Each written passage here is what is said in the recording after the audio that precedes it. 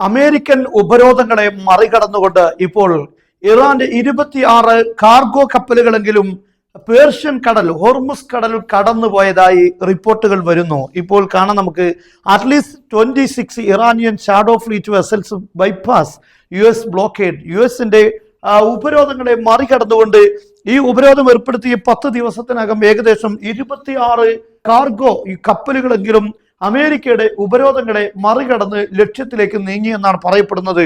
More than 10 vessels have transited past the US blockade line since the chamber expanded last week. ഈ ആഴ്ചയിൽ തന്നെ ഏകദേശം 10 കപ്പലുകളെങ്കിലും US-ന്റെ ഉപരോധങ്ങളെ മറികടന്ന് നീങ്ങിയിട്ടുണ്ട് എന്നാണ് പറയപ്പെടുന്നത്.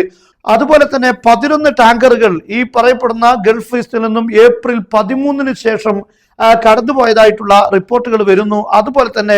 അതുപോലെ തന്നെ ഗ്രീക്ക് ഓണർഷിപ്പിലുള്ള ഒരു കപ്പൽ ഇറാന്റെ പോർട്ട് വിട്ട് ഈ ഏപ്രിൽ 15-ന് പോർട്ട് വിടുകയും ഏപ്രിൽ 19-ന് അമേരിക്കയുടെ എല്ലാ ഉപരോധങ്ങളെയും മറികടന്ന് ലക്ഷ്യത്തിലേക്ക് പോവുകയും ചെയ്തതായിട്ടുള്ള റിപ്പോർട്ടുകൾ വരുന്നു. യഥാർത്ഥത്തിൽ ഡൊണാൾഡ് ട്രംപ് വലിയ രൂപത്തിലുള്ള ഉപരോധങ്ങൾ പ്രഖ്യാപിച്ചുവെങ്കിലും ഇറാന്റെ കാർഗോ ഷിപ്പുകളെല്ലാം യഥാരീതിയിൽ നടക്കുന്നു എന്നാണ് ഇതിൽ നിന്ന് വ്യക്തമാകുന്നത്.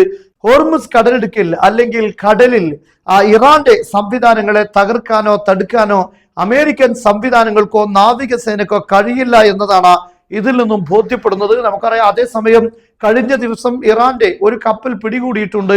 ആ പിടികൂടിയ കപ്പൽ ഉടനെ തിരിച്ചേൽപ്പിക്കുകയും അതിലുള്ള ജീവനക്കാരെ തിരിച്ചേൽപ്പിക്കുകയും ചെയ്തിട്ടില്ലെങ്കിൽ അതിശക്തമായ നീക്കം നടക്കുമെന്നാണ് ഇപ്പോൾ ഇറാൻ പറഞ്ഞിട്ടുള്ളത്. ചൈനയുടെ നേതാവുമായി ഇപ്പോൾ ഇറാൻ സംസാരിച്ചിട്ടുണ്ട്.